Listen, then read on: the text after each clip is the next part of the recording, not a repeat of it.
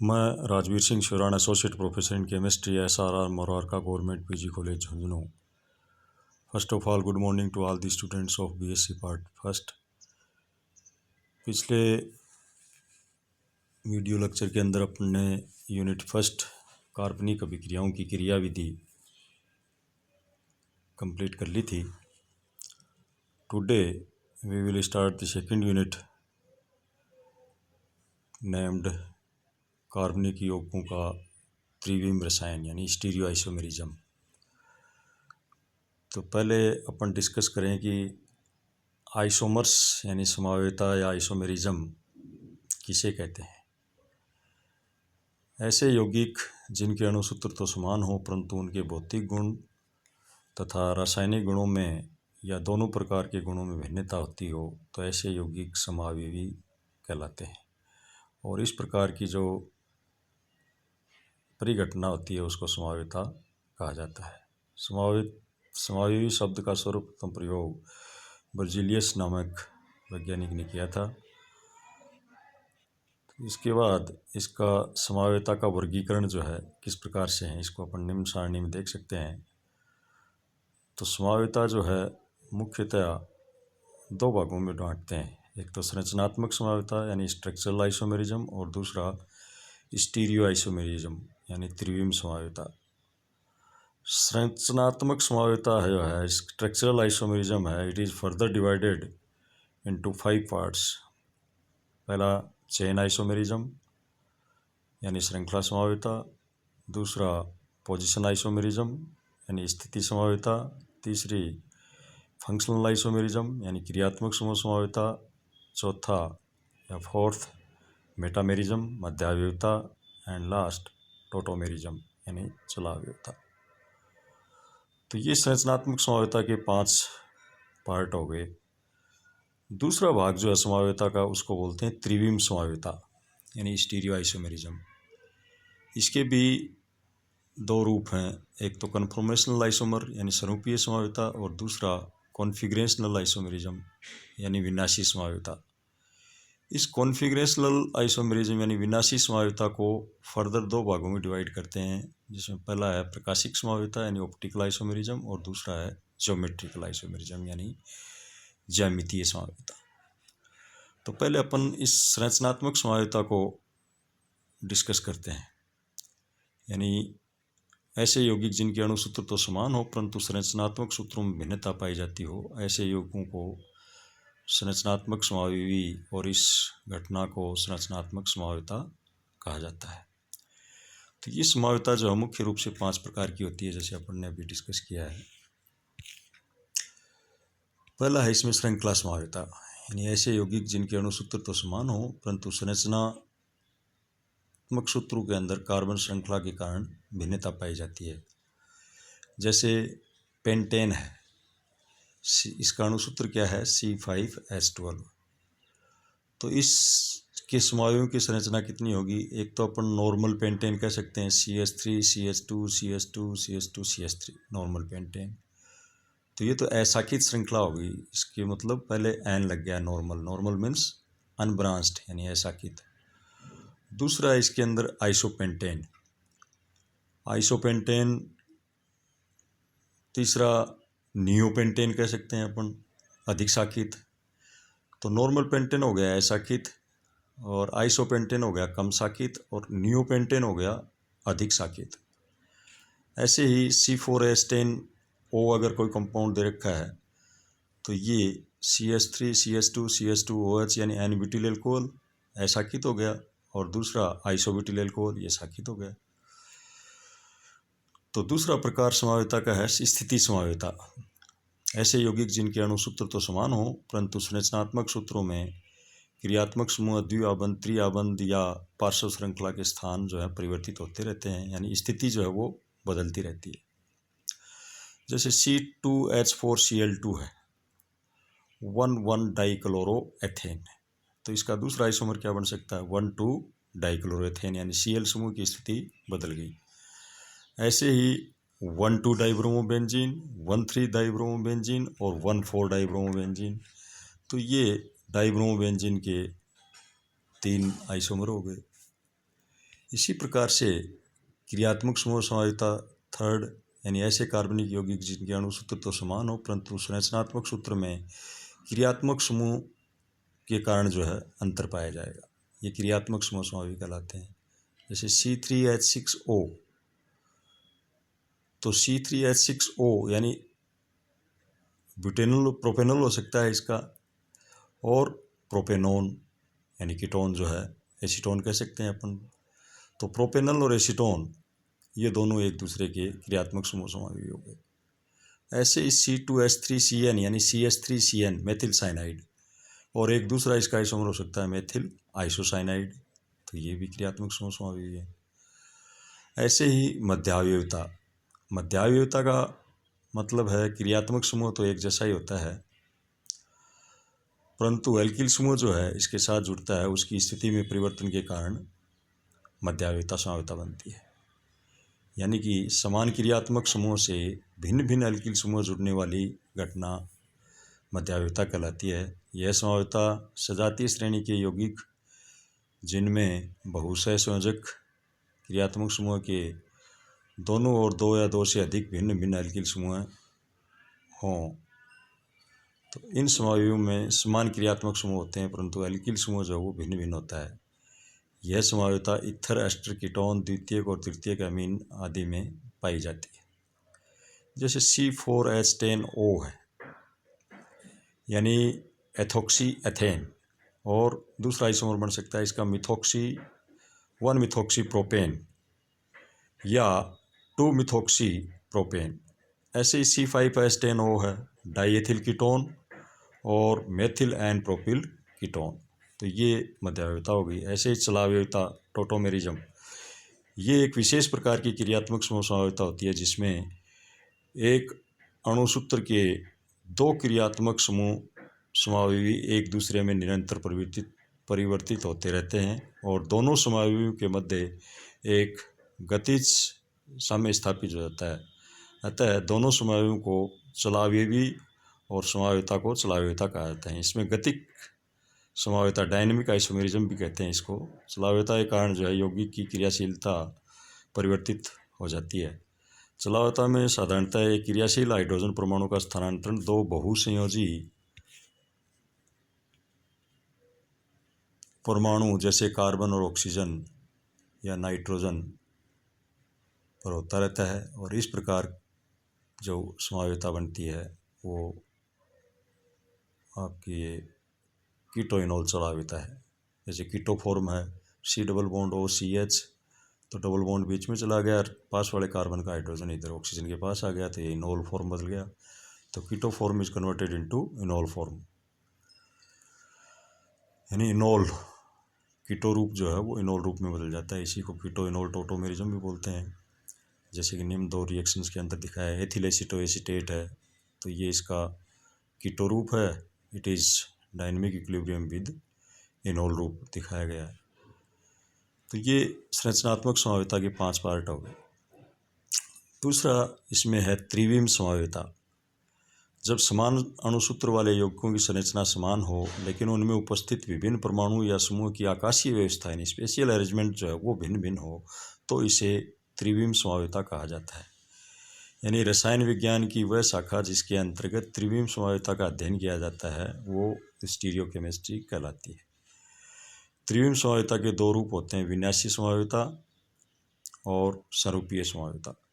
तो configurational isomerism जो है विनाशी समावयवता, ये क्या है? इन समावयवों को सामान्य परिस्थितियों में एक दूसरे में परिवर्तित नहीं किया जा सकता, अर्थात एक विन्यास को दूसरे विन्यास में परिवर्तित यानी इंटर कन्वर्जन करने के लिए बंध का वियोजन तथा बंध का निर्माण आवश्यक होता है। अतः ऐसे समावयवों को एक दूसरे से पृथक किया जा सकता है। तो ये समावयवता तो है 2 प्रकार की होती है, एक प्रकाशिक समावयवता और दूसरी ज्यामितीय समावयवता। यानी प्रकाशिक समावयवता क्या है? प्रकाशिक समावयवों की संरचना, भौतिक तथा रासायनिक गुण एक समान होते हैं, किंतु इन यौगिकों में समतल ध्रुवित प्रकाश के तल को घूर्णित करने की क्षमता अर्थात इनके प्रकाशीय गुण जो हैं वो भिन्न भिन्न होते हैं। इसी को अपन इस प्रकार से कह सकते हैं कि ऑप्टिकल एक्टिविटी यानी ये ध्रुवण गुणता युक्त समावयवी प्रकाशिक समावयवी व इस समावयता को प्रकाशिक समावयता कहा जाता है। तो ये प्लेन पोलराइज्ड लाइट क्या है? समतल ध्रुवित प्रकाश, यानी प्रकाश का वह तल जिसमें कंपन केवल एक ही तल में होता हो उसे समतल ध्रुवित प्रकाश कहा जाता है। जैसे साधारण प्रकाश है, इसमें कंपन जो है सभी तलों के अंदर है। इसको यदि अपन निकोल प्रिज्म में से प्रवाहित करते हैं तो आगे निकोल प्रिज्म में से लाइट निकलने के बाद ये समतल ध्रुवित प्रकाश जो है ये बनता है, यानी कंपन जो है एक ही तल में उपस्थित होता है। वे यौगिक जो समतल ध्रुवित प्रकाश के तल को दाहिनी ओर यानी क्लॉकवाइज घुमा देते हैं, ऐसे यौगिकों को दक्षिण ध्रुवण घूर्णक यानी डी यौगिक कहते हैं या प्लस यौगिक कहा जाता है। और वे यौगिक जो समतल ध्रुवित प्रकाश के तल को बाईं ओर यानी एंटी क्लॉकवाइज घुमा देते हैं वो लिवोरोटेटरी या वाम ध्रुवण घूर्णक कहा जाता है। ऐसे यौगिक जो समतल ध्रुवित प्रकाश के तल को किसी अक्ष पर नहीं घुमाते हैं वो ध्रुवण अघूर्णक ऑप्टिकली इनएक्टिव कहलाते हैं या डीएल या प्लस माइनस द्वारा प्रदर्शित करते हैं। जैसे लैक्टिक एसिड है CH3CHOH COH, तो डी लैक्टिक एसिड यानी OH समूह जो वो राइट हैंड साइड में है, और इस OH समूह को अगर लेफ्ट हैंड साइड में अपन कर दें तो ये एल रूप हो जाएगा लैक्टिक अम्ल का। ऐसे ही मीजो का यौगिक है, इसमें प्लस टार्ट्रिक एसिड है, तो प्लस टार्ट्रिक एसिड और ये जो है प्लस माइनस टार्ट्रिक अम्ल मीजो के अंदर दोनों, जैसा कि इस टार्ट्रिक एसिड की संरचना में दिखाया है। इसी प्रकार से मेसो टार्ट्रिक अम्ल जो है मिसो यौगिक में आंतरिक प्रतिकार जो है इंटरनल कंपनसेशन के कारण ये ध्रुवण अघूर्णक हो जाते हैं। आंतरिक प्रतिकार में एक अणु के आधे भाग द्वारा प्रदर्शित प्रकाशिक घूर्णन उसी अणु के दूसरे भाग द्वारा प्रदर्शित प्रकाशिक घूर्णन से नष्ट हो जाता है, जिसे कुल मिलाकर के अणु को ध्रुवण अघूर्णन हो जाता है। नोट: किसी भी यौगिक के अंदर यदि डी तथा एल यानी प्लस और माइनस रूपों का निर्धारण प्रायोगिक होता है, जिससे यौगिक का समतल ध्रुवित प्रकाश के प्रति व्यवहार का ज्ञान होता है। किसी यौगिक को प्रकाशिक सक्रियता ऑप्टिकली एक्टिविटी दर्शाने के लिए निम्न गुणों की पालना करना आवश्यक है। यौगिक में कम से कम एक असमित यानी एसिमेट्रिक या कीरल कार्बन उपस्थित होना चाहिए। यौगिक में उपस्थित ऐसा कार्बन जिसमें चारों संयोजकताएं अलग अलग भिन्न भिन्न परमाणु समूहों द्वारा संतृप्त होती हों असमित कार्बन कहलाता है, जिसको स्टार से अपन शो करते हैं। तो स्टार बीच वाला कार्बन जो है वो एसिमेट्रिक कार्बन है, जैसा लैक्टिक अम्ल में दिखाया है। और टार्ट्रिक एसिड के अंदर 2 एसिमेट्रिक कार्बन है जो स्टार के द्वारा दिखाए गए हैं। यौगिक में सममिति तल नहीं होना चाहिए, प्लेन ऑफ सिमेट्री जिसको बोलते हैं अपन, सममिति तल जो है वो नहीं होना चाहिए। तो सममिति तल क्या है? प्लेन ऑफ सिमेट्री यानी यौगिक में उपस्थित ऐसा काल्पनिक तल जहाँ से यौगिक 2 बराबर बराबर भागों में बांटा जा सके तथा एक रूप दूसरे पर अध्यारोपित सुपरइम्पोज किया जा सके, समतल सममिति तल कहा जाता है। ये तल 2 प्रकार के होते हैं, ऊर्ध्वाधर सममिति तल और क्षैतिज सममिति तल। जैसे ये इसके अंदर अल्फ़ाबेटिकल के अंदर ये कोई और कंपाउंड है, एम है, इसको बीच में से तोड़ दें, बी है, तो ये बी वाला क्षैतिज सममिति तल है जिसको अपन ये ओरिजेंटल बोलते हैं। ओरिजेंटल और वर्टिकल इस प्रकार से ये दिखाए गए हैं इसके अंदर टार्ट्रिक एसिड के अंदर। देन प्लेन ऑफ सिमेट्री या सेंटर ऑफ सिमेट्री क्या है? किसी अणु में उपस्थित हुए काल्पनिक बिंदु जहाँ से विपरीत दिशाओं में सीधी रेखा खींचने पर समान दूरी पर समान परमाणु या समूह उपस्थित होते हों सममिति केंद्र कहलाते हैं। इसे आई द्वारा व्यक्त करते हैं। जैसे 2,3-ब्यूटेन डायोल तथा बेंजीन अणुओं में सममिति केंद्र पाया जाता है, जैसा कि डॉटेड लाइन से एरो जो रेखा है इसके द्वारा दिखाया है। ऐसे ही सममिति अक्ष यानी एक्सिस ऑफ सिमेट्री या घूर्णन अक्ष किसी भी अणु अथवा पदार्थ में उपस्थित वह अक्ष जिसके परितः अणु को किसी निश्चित कोण से घुमाने पर उसके मूल रूप की पुनरावृत्ति होती हो तथा प्राप्त नया रूप मूल रूप के समरूप हो और मूल विन्यास पर अध्यारोपित हो सकता हो, तो उस अक्ष को सममिति अक्ष कहा जाता है, जिसे CN के द्वारा प्रदर्शित करते हैं। यदि किसी अणु को थीटा कोण से घुमाने पर मूल विन्यास जैसा विन्यास प्राप्त होता हो तो n बराबर 360 डिग्री बटा थीटा होता है, और उसे अणु में n गुणा घूर्णन अक्ष होती है, जिसे CN के द्वारा व्यक्त करते हैं। यानी यदि किसी अणु को 180 डिग्री कोण पर घुमाने पर मूल विन्यास जैसा विन्यास प्राप्त होता है तो n बराबर 360 degree divided 180 degree equal to 2, अर्थात इस अणु में C2 गुणा घूर्णन जो है वो x होती है, अर्थात इस अणु को 360 डिग्री कोण पर घुमाने पर 2 बार मूल विन्यास प्राप्त होता है। इसी प्रकार यदि किसी अणु को 90 डिग्री कोण पर घुमाने पर मूल रूप की पुनरावृत्ति होती है तो उसे C4 गुणा घूर्णन x होती है। जैसे 360 डिग्री डिवाइडेड बाई 90 डिग्री तक इसको लिखेंगे अपन n बराबर 4, तो C4, अर्थात ऐसे अणु को 360 डिग्री कोण पर घुमाया जाए तो 4 बार मूल रूप जैसा विन्यास प्राप्त होता है। रेखीय अणु अनंत गुणा घूर्णन x वाले होते हैं, जैसे C इन्फिनिटी, तो C इन्फिनिटी के द्वारा व्यक्त करते हैं। ऐसे अणु को किसी भी कोण पर घुमाया जाना मूल विन्यास ही प्राप्त होता है। C1 घूर्णन x, अर्थात ऐसा गुणा घूर्णन x का कोई महत्व नहीं होता क्योंकि प्रत्येक अणु 360 डिग्री कोण पर घुमाने पर अपने मूल विन्यास में आ जाता है। तो 360 बटा 360 करेंगे तो n बराबर 1। जैसे एसिटिलीन है, नाइट्रोजन CO2 O2, हाइड्रोजन आदि अणु रेखीय प्रकृति के होते हैं, अतः इनमें अनंत गुणा घूर्णन x होती है जिसे C इन्फिनिटी के द्वारा व्यक्त करते हैं, अर्थात इन्हें किसी भी कोण पर घुमाया जा सकेगा, मूल रूप जैसा विन्यास ही प्राप्त होता है। और यदि जल ले लिया अपन ने या एसीटोन ले लिया, अणु को C2 घूर्णन x होती है, अर्थात इन अणु को 180 डिग्री के कोण पर घुमाने पर मूल रूप जैसा विन्यास प्राप्त होता है और 360 डिग्री घुमाने से 2 बार मूल रूप जैसा विन्यास प्राप्त होता है। H2O 180 डिग्री पर दिखाया अपन ने। वैसे ही ये इथर को दिखाया अपने CH3OCH3, और इसको भी अब यदि यौगिक के प्रतिबिंब यानी मिरर इमेज को एक दूसरे पर अध्यारोपित नहीं होना चाहिए, ये भी एक कंडीशन है।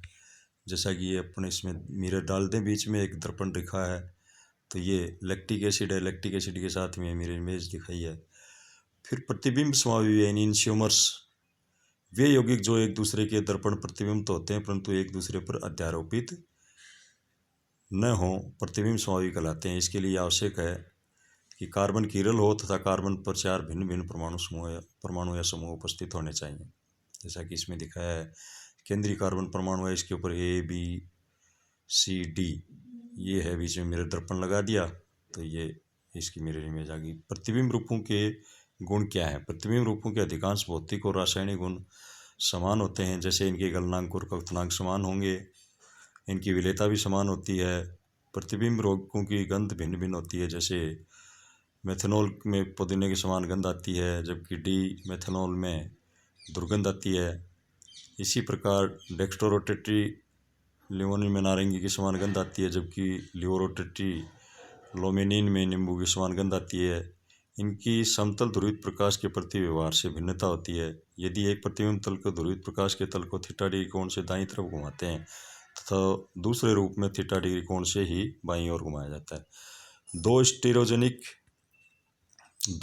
स्टीरियोजेनिक केंद्र युक्त कीरल और अकीरल अणु, तो 2 स्टीरियोजेनिक वाले एग्जाम्पल अपन देख सकते हैं, यानी कार्बनिक यौगिकों के अणु में उपस्थित वे कार्बनिक परमाणु या केंद्र जिसके कारण अणु में प्रकाशिक गुण या त्रिविम समावयवता उत्पन्न होती है, स्टीरियोजेनिक केंद्र या कीरल केंद्र कहलाते हैं। ये केंद्र वे कार्बन परमाणु होते हैं जिनकी चारों संयोजकताएं भिन्न भिन्न परमाणु या समूह से जुड़ी हुई होती हैं। ऐसे कार्बन परमाणु को कीरल कार्बन परमाणु भी कहते हैं। इसे स्टार लगाकर व्यक्त किया जाता है, जैसे ये इसके अंदर दिखाया अपन ने 2 ब्रोमोबिटेन, और दूसरा जो है इसमें दिया है 1 2 3 यानी 2,3 डाईहाइड्रोक्सी प्रोपेनल। तो ये थोड़ा सा अपन ने स्टीरियोकेमिस्ट्री ऑफ ऑर्गेनिक कंपाउंड्स के बारे में आज डिस्कस किया है। टुमारो अपन अगले इस नेक्स्ट वीडियो लेक्चर के अंदर कंटिन्यू रखेंगे। Thank you.